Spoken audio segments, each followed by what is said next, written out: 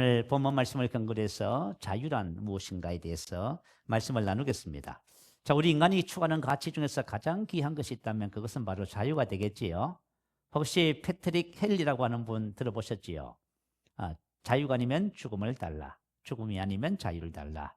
미국의 이 사람은 정치가고요, 독립운동가였습니다. 자유의 소중함을 그렇게 연설한 것이지요. 세상이 추구하는 자유가 있어요. 세상이 추구하는 자유는 권력에서 벗어나는 정치적 자유, 빈곤이나 빈부의 격차에서 벗어나는 경제적 자유, 그리고 인권적 자유, 모든 불행에서의 자유, 그리고 양심의 자유, 언론과 집회 결사의 자유, 많은 자유가 있지요. 이러한 자유는 성경에서 말씀하시는 근원적인 자유에서 따라오는 부차적인 것에 불과합니다. 자, 성경에서 말씀하시는 자유는 그리스도와 연결되어 있어요. 그리스도와의 관계 속에서 우리에게 주어지는 자유를 말합니다. 예수님은 이 땅에 뭘 위해서 오셨다고 말씀하시지요? 우리를 자유롭게 하려고. 자, 주님이 우리에게 자유를 주셨다고 말씀합니다. 자유는 우리가 찾아가고 만들어가는 것이 아니라 하나님께서 이미 주신 자유를 발견하고 그 자유를 누리는 삶을 사는 것이 신앙생활입니다. 오늘 우리 자유를 함께 살펴보면서 은혜가 됐으면 좋겠습니다. 자, 예수님께서 주신 자유, 갈라디아서 5장 13절 말씀해 보면 형제들아 너희가 자유를 위하여 부르심을 입었으나 이렇게 기록합니다. 자, 하나님께서 우리를 왜 부르셨다고요? 자유를 위하여 우리를 부르셨어요. 그래서 하나님이 주신 자유를 알 때 우리는 이 자유를 누리겠지요. 혹시 대한민국 최초의 시각장애인 가수 혹시 기억나세요? 연세 드신 분들은 기억날 것 같아. 이용복 가수 기억나시지요? 이분은 8살 때 사고로 맹인이 되셨다고 합니다. 그리고 1971년도에 신인 가수상을 받았어요. 이분은 앞을 보지 못하는데요, 검은 안경을 쓰고 기타를 치면서 노래를 부릅니다. 참 서정적이고 마음에 와닿는 그런 노래를 불렀어요. 그리고 72년, 73년도에는 MBC 10대 가수상을 받았던 분입니다. 이분이 부른 노래 중에서 히트곡이 이런 곡이 있어요. 어머니 왜 나를 낳으셨나요? 어디서 많이 들어봤지요? 혹시 여러분 예수 믿으면서 그런 질문 안 해보셨어요? 하나님 왜 나를 부르셨어요? 왜 나를 예수 믿겠어요? 예수를 믿고 이렇게 갈등이 많고 부자연스럽고 이렇게 문제가 많은데 왜 예수님 나를 낳으셨어요? 이렇게. 근데 여러분, 그러면 하나님께서 뭐라고 말씀하신다고요? 우리를 부르신 것은 자유케 하려고. 아멘. 그래서 저와 여러분이 이 자유를 알아야 돼요. 자유를 알고 우리가 자유를 더 많이 누리는 그런 삶을 살게 될 줄 믿습니다. 누가복음 4장 16절 이하에 보면, 자, 예수님께서 자라나신 나사렛 동네에 이르셨다고 합니다. 안식일 날 회당에 이런 예배의 처소라 볼 수 있어요. 회당에 서셨습니다. 그리고 서셔서 말씀을 전하는데요. 옛날에 회당에서 말씀을 전하는 예배 형식이나 지금 교회에서 말씀을 전하는 이 예배 형식이 비슷해요. 그리고 회당을 관리하는 회당장이 이사야서라고 하는 이 두루마리 성경책을 예수님께 드렸습니다. 그랬더니 예수님께서 어떤 곳을 찾으셨냐 하면 이사야 61장 1절 2절을 찾으셨어요. 그리고 이렇게 읽으셨습니다. 주의 성령이 내게 임하셨으니 이는 가난한 자에게 복음을 전하게 하시려고 내게 기름을 부으시고 나를 보내사 포로된 자에게 자유를, 눈먼 자에게 다시 보게 함을 전파하며 눌린 자를 자유롭게 하고 주의 은혜의 해를 전파하게 하려 하십니다. 이미 하나님께서 예수님을 이 세상에 보내시면 두 종류의 자유를 주실 것을 약속해 놓으셨어요. 첫 번째는 포로된 자에게 자유를, 두 번째는 눌린 자를 자유케 합니다. 그리고 나셔서 이렇게 말씀하셨습니다. 이 글이 오늘 너희의 귀에 응하였느니라. 성취했다, 완성하다, 그런 뜻입니다. 자, 오늘은 저와 여러분이 포로된 자에게 자유, 이 의미를 함께 살펴보겠습니다. 사실은 이 의미 속에는 우리 인생의 가장 근본적인 문제가 해결되어지는 축복이 있어요. 오늘 말씀을 잘 경청하시고 하나님께서 주시는 자유를 누리는 삶을 살도록 합니다. 이 포로된 자란 무슨 뜻이냐면 창으로 사로잡은 자, 그런 뜻입니다. 자, 전쟁이 일어났습니다. 적에게 사로잡혔습니다. 그래서 적의 근세 아래 완전히 짓눌렸습니다. 스스로 절대로 빠져나올 수 없는 그런 상황이 되었다. 그런 뜻입니다. 이게 바로 포로예요. 그런데 참 희한하지요. 우리가 인생을 살면서 내가 포로가 됐다는 사실을 모르고 살아갑니다. 이게 참 비극 중의 비극이지요. 사람의 상태는 전쟁에서 사로잡혀 적의 근세 아래 완전히 젤로인 상태입니다. 뭐 대부분의 사람들은 자기 인생이 자기가 주인이라고 생각을 해요. 여러분 그런가요? 내 인생의 주인은 납니다. 이렇게 생각을 해요. 그러나 실상은 그렇지 않아요. 제가 이제 세범주간보호센터에 수요일 날 말씀을 전하러 가잖아요. 그러면 어르신들에게 질문을 해봐요. 어르신들은 연세가 많으신 분들은 뭐 90, 벌써 후반 이렇게 되신 분들이 있어요. 그럼 제가 여쭤봅니다. 우리 어르신들 인생을 많이 살아오셨는데 인생을 살아오시면서 우리 어르신들의 계획대로 뜻대로 된 것이 있습니까? 라고 물어봐요. 그러면 뭐라고 대답을 할까요? 하나도 된 것이 없습니다. 이렇게 말을 해요. 왜 그럴까요? 여러분 어떠세요? 인생을 살아보니까 내가 자녀를 키우고 인생을 살아고 뭘 해보니까 계획대로 뜻대로 된 것이 있어 없어요? 없어요. 근데 왜 주인이지요? 아니 내가 내 인생의 주인이라면 내가 계획하고 생각하고 열심히 했으면 돼야 되잖아요. 안 되는 거예요. 그래서 실제로는 우리 인생이 우리 주인이 아닙니다.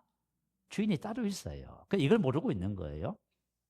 그래서 사람들이 그죠? 인생을 이렇게 표현해요. 운명이다 이렇게 표현해요. 그리고 잘 되면 운이 좋았다. 잘 안 되면 뭐가 나빴다? 운이 나빴다. 이렇게 생각을 합니다. 그러나 그렇지가 않아요. 자, 그렇다면은 저와 여러분 인생을 사로잡은 적은 누구일까요? 모든 사람을 사로잡은 인생의 적은 세상 임금, 세상의 근세 잡은 마귀라고 성경 기록하지요. 이걸 아는 사람은 아무도 없어요. 예수님께서 이것을 우리에게 가르쳐 주시러 오신 것이지요. 그래서 요한복음 12장 31절에 보면 이 세상의 임금이 쫓겨나리라 이렇게 하셨어요. 이 세상 임금, 영적 존재지요. 공중의 근세 잡은 이 세상의 주인입니다. 여러분 이 세상의 주인은 내가 아니에요. 우리가 아니고 사람이 아니고 이 세상의 근세 잡은 자예요. 근세 잡은 그가 우리를 죄로 말미암아 우리를 사로잡았어요. 그래서 포로가 된 것입니다. 그래서 예수님은 뭐 하러 오셨어요? 자유를 주러 오셨단 말이에요. 그래서 여러분 오늘 이걸 깨달으면 여러분 자유해지는 거예요. 에베소서 2장 2절은 뭐라고 기록했냐면 그때에 너희는 이 세상 풍조를 따르고 공중 근세 잡은 자를 따랐으니 곧 지금의 불순종의 아들들 가운데서 역사하는 영이라. 잡은 자, 통치자를 말해요. 자, 우리가 인생을 살아가면서 환경과 상황과 이런 세상적인 것에 영향을 받지요. 그죠? 그래서 사람은 영향을 받는다고 얘기합니다. 원래는요, 사람은 그런 존재가 아니, 영향을 받는 존재가 아니라 환경과 상황을 다스리는 자로 창조됐어요. 근데 영향받잖아요, 지금. 그죠? 그리고 공중근세 잡은 자를 따라가고 있는 거예요. 자, 어떤 의미에서 보면 악한 영의 통치 아래 종으로 살고 있다고 볼 수가 있어요. 평안북도 정주에 일어난 박수무당이 있었다고 해요. 그 이름은 백사경이라고 하는 분입니다. 점을 치는데요. 얼마나 용한지 문진성시를 이루고요. 그리고 구슬하면 이분이 불려다녀요. 구판에서 아주 유명한 분이라고 하네요. 자, 하루는 어느 날 구판이 한창 이걸 무릎에 그곳을 지나가던 미국인 선교사가 발걸음을 멈추고 백사경에게 이렇게 말을 했어요. 자식 망할 집 그만두고 예수 믿고 천당 가시오. 자, 사람들은 그죠? 내가 무속을 해서 돈을 많이 버는데 인기가 있다. 이것만 생각하지 사람들이 자기 인생이 마귀의 종도로 탄다는 사실을 모르고 있어요. 자, 이 이야기를 딱 들었어요. 그래서 무당이 그 얘기를 듣고 얼마나 화가 났겠어요? 화를 버럭 내면서 너나 예수 믿고 천당인지 백당인지 가라. 나같이 용한 전쟁이에게 예수를 믿으라니 별 미친 코쟁이를 다 보겠네 하면서 욕을 한 바가지 했답니다. 그런데 말이죠. 그날 밤부터 이상한 일이 벌어졌대요. 눈을 감으면 그 선교사가 한 말이 귀에 쟁쟁 들리는 거예요. 예수 믿고 어디 가라고요? 예수 믿고 천당 가시오. 예수 믿고 천당. 맨날 며칠 잠을 못 자는 거예요. 몸이 약해지면서 그래서 병에 들어서 병실에 들어 누워버렸지요. 그때 백사경 씨 그죠 우쭈무니에 선교사가 꼽아주고 간 전도지가 있었어요. 아내가 그것을 읽어줬더니 그것을 듣고 백사경 씨가 그죠 눈물을 흘리면서 해결을 하기 시작했어요. 하나님 앞에 자기 자신의 죄를 자복하기 시작을 한 거예요. 그는 자신을 책망했던 그 선교사를 찾아갔답니다. 죄를 회개하고요. 그리고 무당 짓을 그만두고 예수를 믿기 시작을 했다고 그래요. 그리고 자기가 그동안 벌었던 모든 재산을 털었어요. 교회 건축에 땅을 내놓고 집을 팔아서 건축을 하고 이런 일을 했답니다. 근데 우리 보통 이런 생각하잖아요. 예수를 믿어도 적당하게 믿어야 된다 생각하지요. 이 백사경 씨처럼 이렇게 믿어버리면 이제 미쳤다는 소리 듣는 거지요. 그래서 다 바치고 나니까 이 생활이 그죠? 이제 막막해진 겁니다. 자, 이 이야기를 듣고 미국인 그 선교사가 이 백사경 씨를 새로 건축한 교회의 사찰 집사로 세웠다고 그래요. 생활할 수 있도록. 그리고 외아들을 그죠? 교육을 선교사가 책임을 졌다고 합니다. 얼마 후에 그 무당의 아들을 선교사는 따라서 미국으로 유학을 갔어요.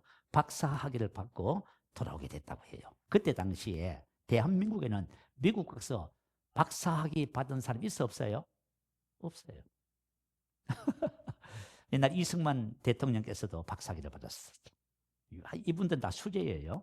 그래서 박사학위를 받고 왔고요. 이분이 바로 제2대 문교부 장관을 지내셨어요. 그리고 연세대학교 초대 총장이 됩니다. 백낙준 박사님. 자, 우리 여러분 요한복음 10장 10절에 보면 도적이 오는 것은 도둑자고 죽이고 멸망시키는 것뿐이요 내가 온 것은 양으로 생명을 얻게 하고 더 풍성히 얻게 하려는 것이라. 자, 예수님이 오신 것은 우리에게 생명을 얻고 풍성히 얻게 하시는 거예요. 그래서 여러분들이 세상 풍조를 세상 따라가지 말고 공중권세 잡은 자를 따르지 말고 예수님 따라가셔야 됩니다. 예수님 따라가셔야 생명을 얻고 풍성히 얻는 역사가 나타나게 되는 것입니다. 자, 오늘 구체적으로 여기서 말하는 자유를 포로된 자에게 자유 살펴보겠습니다. 자, 이 자유는 무슨 자유냐면 인생의 주인이 바뀌는 자유입니다. 다시 말하면 소유권이 이전되는 자유를 말해요. 이게 바로 예수님이 선포하신 포로된 자에게 자유. 과거에는 마귀가 우리 인생의 삶의 주인이었습니다. 이제는 예수님께서 우리 인생의 삶의 주인이 되십니다. 자, 우리가 여러분 구원받으셨지요. 뭐라고 고백하셨습니까? 그죠? 내가 만일 내 입으로 예수를 주로 시인하며, 자, 내가 만일 내 입으로 예수를 주로 시인했지요. 키리오스, 주님, 주인. 왜 그 고백했어요? 주인 바꾸는 거예요. 여러분, 마귀가 인생의 삶의 주인이 되어서 그를 따라가 망합니다. 근데 예수님께서 나의 주인 되심을 고백하고 주님을 따라가기 시작하면 흥하게 되는 겁니다. 이건 이치가 그래요. 간단한 이치예요. 그래서 우리가 자, 예수 믿고 구원받았다는 말은 무슨 뜻이냐? 주인을 바꿨다 그 말이에요. 어떤 상황을 바꾸는 자유가 아니에요. 이 주인을 바꾸는 자유. 이게 근원적인 자유예요. 그래서 저와 여러분이 예수 그리스도를 주님으로 고백하고 있습니다. 골로새서 3장 13절 14절 올려주세요. 우리 한번 읽어볼까요? 자, 시작. 우리를 흑암의 근세에서 건져내사 그의 사랑의 아들의 나라로 옮기셨느니라. 그 아들 안에서 우리가 속량 곧 제사함을 얻었다. 자, 흑암의 근세에서 건져내사. 자, 포로된 자에게 자유를 주셨다 그 말이에요. 흑암의 근세가 우리를 지배하고 있었어요. 그런데 주님께서 오셔서 무슨 일을 하셨냐면 우리를 그분의 사랑의 아들의 나라로 옮기신 겁니다. 자리 위치를 이동시켜 놓은 거예요. 그게 사랑의 아들의 나라 바실레이아라 해요. 이것은 왕권, 하나님의 왕의 통치를 말해요. 다시 말하면 예수님이 저와 여러분의 삶에 오셔서 우리를 다스리는 거예요. 그걸 가지고 하나님 나라라고 해요. 그런데 여러분들이 만약에 주님의 통치를 받고 있으면 여러분 하나님 나라가 임한 거예요. 아직까지 만약에 예수를 믿어도 통치를 받고 있지 않으면 잘 몰라요. 아직까지. 그래서 오늘 이거 주인을 바꿔야 됩니다. 확실하게. 오늘 이걸 깨달으셔야 돼요. 사람이 흑암의 건세에서 종로를 타게 된 근본 원인은 바로 죄 때문이었습니다. 그래서 우리는 예수 안에서 죄 사함을, 죄에 대해서 속량을 받아요. 그래서 저와 여러분의 주인이 완전히 바뀌어버려 옮겨져 버린 거예요. 그래서 사단의 건세에서 우리는 하나님께로 옮겨진 것을 믿으시기 바래요. 예수님께서 이 일을 이루신 거예요. 그래서 저와 여러분의 상태는 이미 주인을 바꿨습니다. 아멘. 흑암의 건세에서 사랑의 아들의 나라로 옮겨졌습니다. 이걸 여러분 꼭 기억하시기 바래요. 그게 바로 오늘 본문 말씀의 의미예요. 포로된 자에게 자유를. 자, 그렇다면은 이제 중요한 부분을 여러분 나눠야 돼요. 이거는 여러분 실제가 되어야 됩니다. 그냥 말씀을 듣고 지나가서는 안 돼요. 여러분 삶 속에 이제 주인을 바꿔야 돼요. 진짜로. 자, 내 인생의 삶의 주인을 진짜 바꿔야만 저와 이러면 자유케 되는 겁니다. 자, 예수님이 우리의 주인이 되셨는데요. 자, 그렇다면은 예수님이 나의 주인이 되셨다는 의미가 뭘까요? 이거 두 가지예요. 첫 번째는 뭐냐면 나의 인생에, 우리 인생의 주인이 되셨다 그 말이에요. 이 말은 내 인생의 목자가 되셨다 그 말이에요. 자, 그분은 우리 인생의 목자가 되신 겁니다. 자, 난 양이었었고요. 양이 누굴 만났어요? 목자를 만났습니다. 그래서 내 인생의 주인이 되셨어요. 베드로전서 2장 25절, 자, 한번 읽어볼까요? 시작. 너희가 전에는 양과 같이 길을 잃었더니 이제는 너희 영혼의 목자와 감독 되신 이에게 돌아왔느니라. 자, 전에는 길을 잃어버렸습니다. 잘못된 길로 이끌리다, 방황하다 그 뜻이에요. 여러분, 사람들이 길을 잃고 방황하고 있지 않습니까? 특히 청소년 때에 참 방황, 청년 때 방황 많이 해요. 그리고 인생의 삶을 살다 보면 얼마나 방황이 많은지. 어떨 때는 인생이, 그죠? 정말, 죽는 것이 더 사는 것보다 낫겠다. 이런 마음이 꿀떡같이 들 때가 참 많아요. 이거 왜 그러냐면, 목자를 잃어버렸어요. 주인을 잃어버린 거예요. 그래서 방황하고 있는 것입니다. 그러면서 예수님께서 뭐라고 말씀하시냐면, 예수님께서 이 땅에 오셔서 무리를 보시고 불쌍히 여기셨어요. 왜냐하면 그들이 목자 없는 양과 같이 고생하며 기진하. 자, 내가 양이에요. 그 목자를 잃어버렸어요. 그러니까 기진하고 또 뭐 해요? 고생하며 기진하고 있는 거예요. 그래서 이 세상에 어떤 권세와 능력을 가지고 모두 다 가져도 상관없어요. 두 가지를 반드시 하고 있어. 그것은 고생하며 기진. 고생했다 이 말은 자기를 괴롭게 하다 그 뜻이에요. 세상에 나를 누가 괴롭게 해요? 여러분, 우리 인생의 삶을 살면서 여러분들이 생각하기에, 그죠? 여러분을 괴롭게 하는 분이 옆에 계신 분이라 생각하지요. 그렇지 않아요. 나를 괴롭게 하는 분은 누구예요? 나예요. 목자를 잃어버려서 내가 나를 괴롭게 하는 거예요. 뭐 때문에? 죄의 문제로, 성격 기질, 상처, 트라우마, 쓴뿌리. 그죠? 여러분, 우리가 인생의 삶에서 모든 갈등과 고통의 원인이 뭐지요? 여러분 안에 있는 그 상처와 쓴뿌리, 기질, 성격 때문에 그래요. 그래서 그것 때문에 나를 괴롭게 하는 거예요. 자, 두 번째는 질병의 문제로, 재정의 문제, 관계의 문제, 이런 것들을 통해서 내가 나를 괴롭게 하고 있다는 사실을 모르고 이제. 그러니까 우리는 그런 것 같아. 인생을 살면서 그죠? 정치를 잘 못했어. 내가 대한민국에 태어났어. 그렇지 않아요. 저와 여러분 인생을 괴롭히는 것은 우리 스스로라는 것을 기억하셔야 돼요. 두 번째, 기진함이라 이 말은 내던지다 그 말이에요. 보호, 인도, 돌봄에서 제외된 상태를 말해요. 자, 목자가 양을 인도하며 우리 안에서 보호하고 돌보고 있습니다. 그런데 뭐예요? 여기서 던져져 버렸어요. 던져졌으니 이제 어떻게 할 거예요, 이거? 그죠? 덜에 버려진 상태에 있단 말이에요. 우리 인생이, 참, 우리 만약에 우리 청년들, 젊은 학생들이 오늘 이 말씀을 듣고 목자를 만나면 진짜 최고의 복이에요. 근데 이걸 들을 줄 모르면 여러분 이제 아주 고생 실컷 해봐야 돼. 뭘 해야 돼요? 이게 말씀은 고생하며, 그죠? 뭐 했다고요? 고생하며 기진하며 해봐야 돼. 이걸 많이 해봐야 돼, 많이. 그래야 돌아와. 목자에게 돌아와. 목자를 만나면 이거 해결 다 되는 거예요. 그래서 우리가 덜에 버려졌기 때문에 우리 심령에 찾아온 것이 있어요. 염려, 근심, 불안, 두려움. 여러분, 우리 인생을 살면서요, 여러분 지금까지 한 염려, 근심, 걱정, 두려움을 한번 쌓아놓으면 한라산보다 더 높을지도 몰라. 태산을 해요, 태산. 그죠? 자, 부모가 안 계신 고아들의 심리적 특징이 있어요. 정서적으로 낮은 자존감, 정서적 결핍 현상이 있고요. 불안, 두려움이에요. 관계 어려움, 원초적 트라우마, 거부감, 상실감, 분노, 회피. 이런 심리적 특징을 갖고 있는데요. 그런데 여러분, 심리학자들이 하는 말이 있어요. 심리학에서 보면 인간 심리 특징에 공통된 요소가 있어요. 사람이 이 세상에 어떤 환경과 상황 속에 살든지 간에 공통적으로 가지는 심리적 특성이 있어. 그게 뭐냐면 불안, 두려움이에요. 신기하지요. 천석군이 되면 1000가지 걱정이에요. 만석군, 10,000가지 걱정이에요. 없으면 걱정 안 해. 그럼 여러분 성공하고 싶지요? 많이 가지고 싶지요? 좋은 차 타고 싶지요? 빌딩을 몇 채 가지고 싶지요? 가져봐. 인간 심리의 공동된 특징에서 절대 못 벗어나. 왜 그런지 아세요? 목자를 잃어버렸어요. 그래서 창세기 3장 10절에 이렇게 기록했어요. 이르되 내가 동산에서 하나님의 소리를 듣고 내가 벗었으므로 두려워하여 숨었나이다.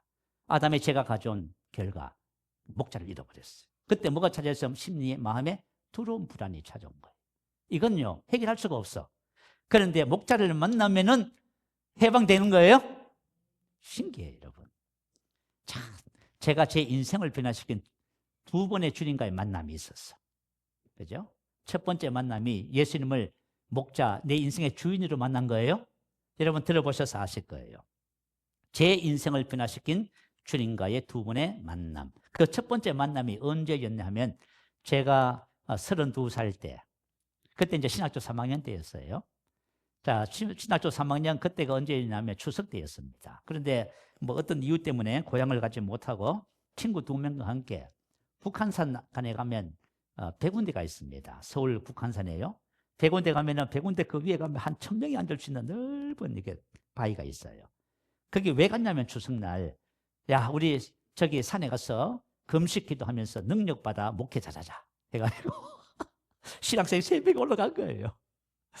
야, 근데 뭐 여러분, 추석 당일날 아침인데요, 제가 깜짝 놀랐습니다. 아니, 그는 추석날 사람들이 그 산 위로 몰려들기 시작했어요. 그래서 난 생각하기를, 아니, 이 사람들 추석날 명절 안 보내나? 고향 안 갔나? 왜 오지? 그런데 더 놀라운 것은 그렇게 오셔가지고 군데군데 앉으셔서 찬양하고 기도하고 계시더라고요. 이야, 여러분, 옛날에 크리스찬들이 얼마나 기도했는지 아시죠? 하나님을 섬기는 것을 최고로 생각하고 그렇게 했어요. 그 제가 이제 바위 끝에 앉았는데 한 몇 미터 상간으로 한 60대 초반쯤 돼 보는 부부가 앉으시더라고. 제가 보니까 목사님 사모님 같았어요. 그분들이 성경을 펴놓고 찬양을 부르시더라고. 그리고 남자 되시는 분이 성경을 펴더니 시편 23편을 낭독하기 시작했어요. 자, 우리 한번 같이 한번 읽어볼까요? 올려보세요. 시작. 여호와는 나의 목자시니 내게 부족함이 없어지로다. 그가 나를 푸른 풀밭에 누이시며 쉴만한 물가로 인도하시는도다. 내 영혼을 소생시키시고 자기 이름을 위하여 의의 길로 인도하시는도다. 내가 사망의 음침한 골짜기로 다닐지라도 해를 두려워하지 않을 것은 주께서 나와 함께 하심이라. 주의 지팡이와 막대기가 나를 안위하시나이다. 주께서 내 원수의 목전에서 내게 상을 차려주시고 기름을 내 머리에 부으셨으니 내 잔이 넘치나이다. 내 평생의 선하심과 인자심이 반드시 나를 따르니니 내가 여호와의 집에 영원히 살리로다. 그분이 나지막한 목소리로 이 성경을 낭독하시는데요, 놀라운 일이 벌어졌어요. 여러분, 하나님의 말씀은 살았고 운동력이 있어요. 하나님의 말씀은 영이요 생명이에요. 말씀이 살았어요. 살아서 다리가 달렸어. 저희 속에, 그죠? 싹 들어오더라고. 진짜 놀랐습니다, 여러분. 말씀이 제 속에 들어오는데요, 그때부터 막 울기 시작했어요. 제가 지금 누구를 만나고 있어요? 내 인생의 주인을 만나고 있는 중이야. 목자를 만난 거예요. 세상에. 여러분 아침에 눈을 뜨면 여호와는 나의 목자 고백하라고 하는지 아세요? 여러분이 목자를 만나야 돼요. 아멘? 제가 그날 그곳에서 목자를 만난 거예요, 여러분.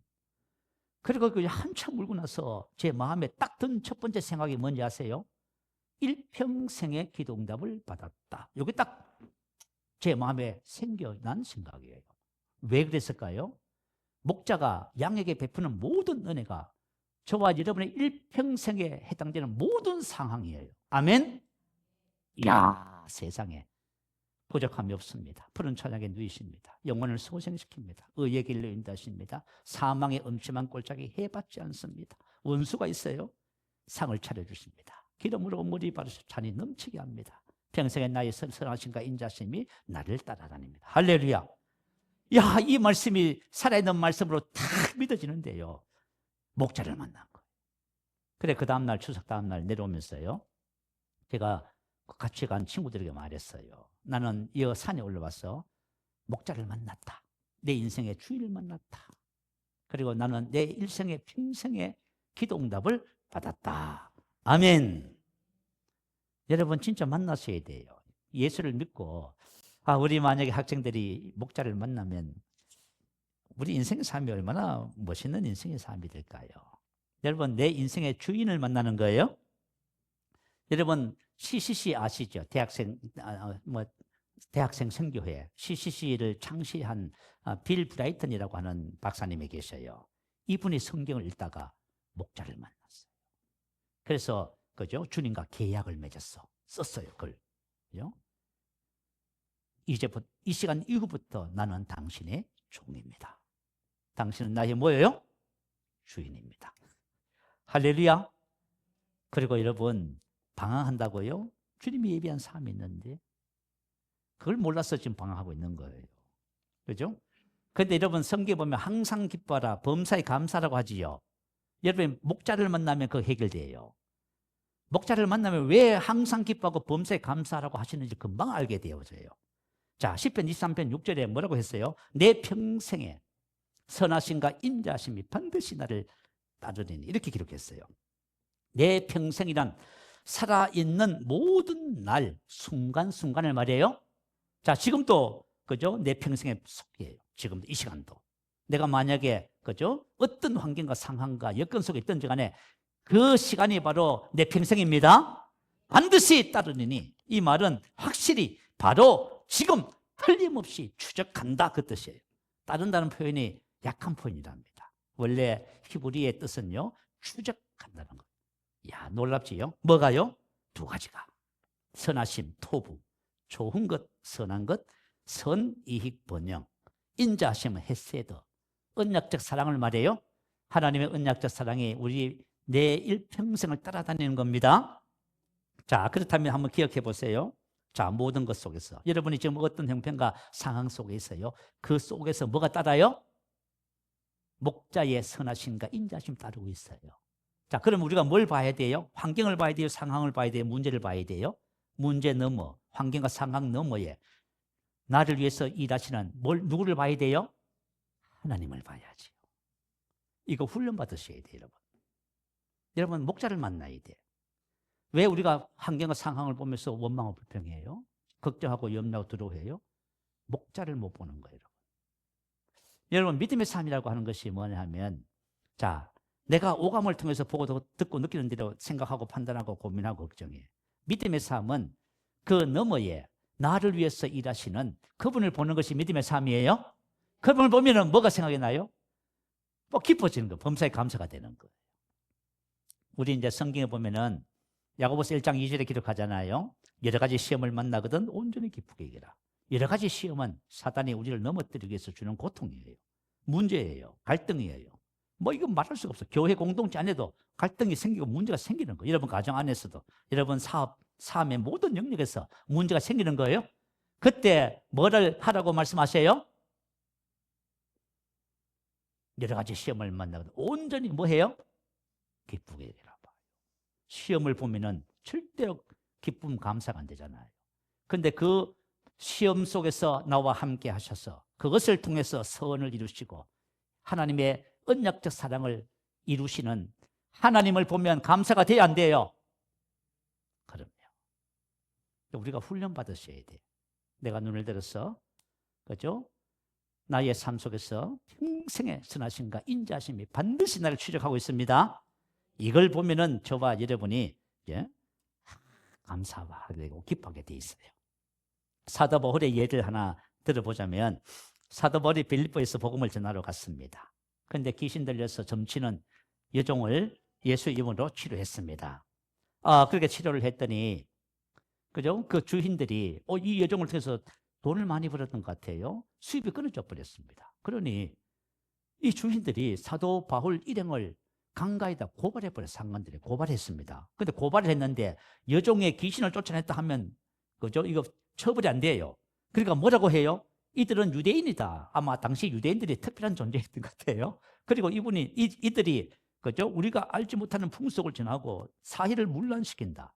당시 로마는 전 세계를 지배하고 있었기 때문에 가장 큰 죄가 뭐예요? 소요, 문란죄예요. 그래가지고 말이죠. 고발을 당해가지고 무슨 일이 벌어졌어요? 그냥 앞뒤 가릴 것 없이 옷을 찢어 벗기고 매로 치게 한 다음 깊은 옥에 가두고 발을 착고에다 탁 채웠네.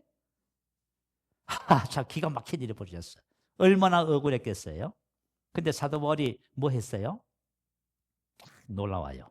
한밤중에 바울과 실라가 기도하고 하나님을 찬양했어요. 사도 바울과 이 사람들은 훈련된 사람이에요. 그죠? 그 문제 속에서 역사하시는 그죠? 누구를 보고 있어요? 하나님을 보고 있어요. 모든 것이 협력하여 선이 되게 하시고요. 언약을 이루시는 하나님을 보고 있는 거예요.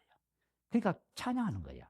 그랬더니 막 옥토가 흔들리고 지진이 나고 차코가 풀어지고 그 간수 장각 온 가족이 다 구원받는 역사가 그날 밤에 다 일어났지요. 그래가지고 필리포 교회가 세워져 버렸어요. 그곳에. 근데 우리가 만약에 그죠 원망하고 불평하고 인생 다 내가 주의 일을 하다가 이제 망했네 하고 있으면 어떤 일이 벌어져요? 이야, 이거 참 심각한 문제가 생기는 거예요. 그래가지고 아침이 됐습니다. 아침이 돼서 그죠? 사도 바울이 뭐라 했어요? 상관들에게 나는 로마 시민권을 가진 로마 사람이라 전했어. 상관들이 쫓아왔습니다. 로마 사람을 죄도 징치 않고 벌을 내렸으니 큰일 난 거지요. 그래가지고 상관들이 빌면서 사정을 합니다. 우리를 떠나고. 그런 일이 벌어졌습니다. 그래서 저와 여러분 인생에 살면서 그죠? 어떤 일이 있어도 그 배후에 우리 인생의 삶을 협력하여 선이 되게 하시고 저와 여러분 언약을 이루시는 하나님을 보시기 바래요. 그러면 저와 여러분 항상 승리하게 되어 있습니다. 그래서 여러분 우리가 승리하는 삶을 살아야 돼요. 자, 두 번째는 첫 번째는 내 인생의 삶의 주인이 제가 이 간증을 하나 해야 되겠는데 제가 목회를 하면서 개척을 할 적에요. 진짜 우리는 그죠?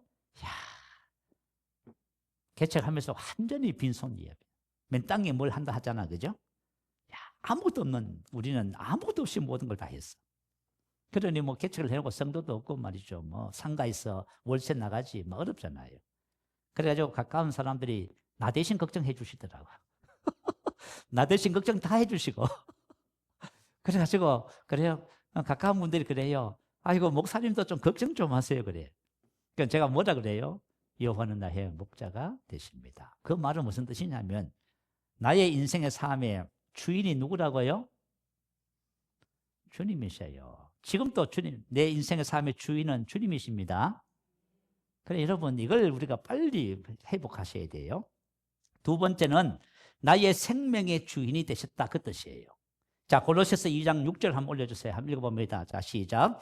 그러므로 너희가 그리스도 예수를 주로 받았으니 그 안에서 행하되. 자, 그리스도 예수를 주로 받았어. 우리가 예수님을 주로 고백했지요. 여러분이 고백한 그대로 예수님은 누구예요? 여러분의 주인입니다. 아멘. 그분 나의 주인이세요. 주인이세요, 주인. 근데 주인인데 무슨 주인이요? 생명의 주인이에요. 그 안에서 행하되. 우리 안에 주인으로 오셔서 그 안에서 그분으로 사는 거예요. 행하되 페리파테오. 이 단어가 의미하는 생활 방식이에요. 이제는 저와 여러분이 스스로를 의지해서 살았지만 이제는 주인이 바뀌었습니다. 내가 주인이 아니에요. 그분이 나의 생명의 주인으로 그분으로 사는 삶이 시작됐다 그 말이에요. 페리파테오, 무엇이 인간의 존재와 행위를 지배하느냐에 따라 생활 방식과 특성과 형태가 달라진다 그런 뜻이에요. 그래서 생명의 주, 우리 오늘 그 영생 고백했잖아, 그죠? 그 내용 그대로 지금 제가 드리는 말씀이에요. 아멘. 근데 사실은 우리가 영생을 가지고 주님이 우리의 생명의 주로 오셨잖아요. 근데 아직까지 배우지 못해서 그런지 그분의 생명으로 살아가는 분이 극히 드물다는 것이 참 안타까워. 자, 저와 여러분 이 문제 해결돼야 됩니다. 제가 만난 두 번째 은혜가 바로 이 은혜였어요. 생명의 주로 주님을 만났습니다. 여러분 이 은혜가 여러분에게도 임하게 될 줄 믿어요. 그래서 고린도후서 3장 17절에는 주는 영이시니 주의 영이 계신 곳에는 자유함이 있다 이렇게 얘기했어요. 다 주님은 영이신데 주님의 영이 계신 곳에 주님의 영이 그죠? 우리 안에서 역사하면 그때 진짜 자유가 와요. 여러분 삶에 진짜 자유가 시작돼요. 이 자유는 내면에서부터 나오는 자유예요. 어떤 자유냐 하면은 우리 아까 전에 고백했지요. 그죠? 영생을 가진 사람은 죄의 지배를 받아 안 받아요? 안 받아요. 사망의 지배를 받아 안 받아요? 안 받아요. 이거 다 성경에 있는 말씀이에요. 로마서 8장 2절. 이는 그리스도 예수 안에 있는 생명의 성령의 법이 죄의 법, 사망의 법에서 우리를 해방시킨 거예요. 여러분이 절대로 죄의 지배를 안 받아요. 미움, 시기, 질투, 죄의. 내가 만약에 누구를 미워하잖아요. 여러분 죄의 종이에요. 미움의 종이야. 미움이 여러분을 지배하고 있는 거예요. 원망하잖아요. 나도 모르게 짜증의 종이에요. 그런데 우리가 하나님의 생명으로 기능하는 삶, 영생으로 사는 삶을 배우면 여기서부터 완전히 해방돼 버려요. 그러면 여러분 얼마나 행복할까? 아멘. 얼마나 행복할까? 생각해 봐요. 난 그런 거야. 제가 목사가 돼서 말씀을 전하면서, 아니, 하나님께서 우리에게 주신 은혜가 얼마나 큰데 왜 우리는 그 하나님의 은혜를 가볍게 생각할까?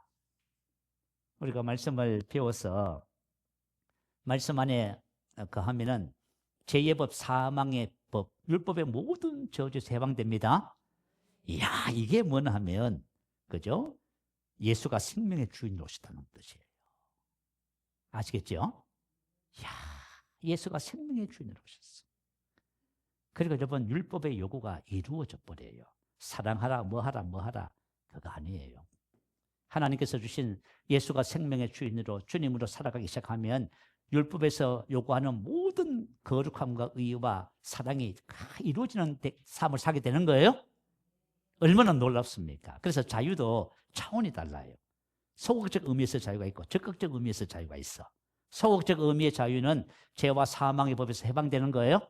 적극적 의미의 자유는 못했는데, 사랑하지 못했는데, 용서하지 못했는데, 항상 기뻐하지 못했는데, 범사에 감사하지 못했는데, 그걸 하게 된 거예요. 아멘. 여러분이 우리 인생의 삶이 이렇게 변화가 되어진 거예요. 참 놀라운 거예요. 그리고 우리는 더 이상 환경과 상황에 영향받지 않고 다스리는 삶을 살아가게 됩니다. 자, 우리 청년부 모임에서 우리 한 자매님이 간증을 했어요. 지지난주. 뭐라고 간증을 했냐면 말씀을 나누다 보니까 영생이 뭔지 확 깨달아져 버렸어. 영생이 확 깨달아졌어. 영생이 확 깨달아지니까 어떤 마음이 드냐면 제가 그만 이렇게 살면 안 되겠네요. 맞아요, 여러분. 우리가 영생을 알면은 우리가 도저히 지금까지 살아왔던 삶은 절대 안 돼요. 뭐 누구를 시기하고 판단하고 헤아리고 뭐 어쩌고 그런 삶은 절대 살 수가 없어. 왜냐하면 하나님의 생명은 하나님의 본성이 있기 때문에 그래, 그죠? 그래 거예요. 그래가지고요, 참 영생을 새롭게 알게 됐다고 고백을 했어요. 그래서 우리가 영생을 알았으면 영생으로 사는 삶을 증가시켜야 돼요. 그래서 영생을 묵상하고 고백했답니다. 근데 지난주에 뭐라고 고백을 하냐면 이렇게 말해요. 영생을 묵상하고 고백을 했는데 주님이 뭘 깨닫게 해주시냐면 주님으로 살지 못한 삶을 알게 하시더래요. 그래서 그것을 회개하는 은혜를 주셨다고 했어요. 무슨 말인지 알겠지요? 예수 그리스도를 주로 받았잖아요. 이제는 그 안에서 사는 것이 저와 여러분의 삶이에요. 봐요, 우리가 주님의 생명, 주님을 못 사는 게 그게 우리 인생이 잘못된 거예요. 지금 바로 이걸 해결하셔야 되는 거예요. 여러분들이 이제 만약에 영생을 막 오늘 고백한 것처럼 있잖아, 그죠? 말씀을 고백하고 막 고백을 하다 보면요, 영생이 있음을 알게 돼요. 그러면 내가 지금까지 살아왔던 삶 이렇게 살면 안 되겠네. 그리고 나서 저와 여러분이 이제 하나님의 생명을 살지 못한 죄를 좀 더 버리게 되는 거예요. 그러면서 주님 안에 있는 생명을 계속 배워가면서 이렇게. 그래서 저도 이제 신앙생활을 하면서 참 그런 것 같아요. 포로된 자에게 자유. 그래, 우리는 근원적으로 그저 목자를 잃어버렸어요. 그런데 우리가 이제는 사단의 권세에서 하나님께로 돌아온 거예요. 예수 그리스도가 내 인생의 목자가 됐어요. 그 말은 내 인생의 주인은 누구시다? 주님이시다. 그러니까 우리가 이제 만약에 우리 젊은 학생들이 예수 그리스도가 내 인생의 주님이라고 하는 이걸 딱 만나면 그때부터 자유해져요. 아멘. 그때부터 이제 생각이 달라져. 그때부터 뭐 하냐면 주님이 나를 위해서, 주인이 나를 위해서 예비한 삶이 뭘까? 생각이 이렇게 가는 거야. 근데 이걸 못 만나면, 그죠? 어떻게 살아야 되지? 열심히 해보고, 이것도 아닌 것 같네? 계속 방황하고 활동하는 거야. 그래서 저와 여러분이 인생의 주님을 만나는 우리 한 주간 되도록 하십시다. 그래서 한 주간 동안 여러분이 뭘 하셔야 되냐면 고백을 하셔야 돼요. 아침에 눈을 뜨면 예수 그리스도는 나의 목자이십니다. 아멘. 이 말은 내 인생의 주인이십니다. 그리고 예수님은, 예수 그리스도는 나의 생명이십니다. 내 생명의 주인 되십니다. 이것을 여러분 꼭 고백하시기 바라요. 아침에 딱 눈을 뜨면 이거 고백하시고 시편 23편을 묵상하셔도 좋고 이렇게 하시면서 여러분들의 한 주간 목자 주님을 만나는 복된 은혜가 있게 될 줄 믿습니다. 아멘. 우리 말씀을 생각하면서 할렐루야 우리 한번 크게 부르시고 함께 기도하도록 하겠습니다. 할렐루야.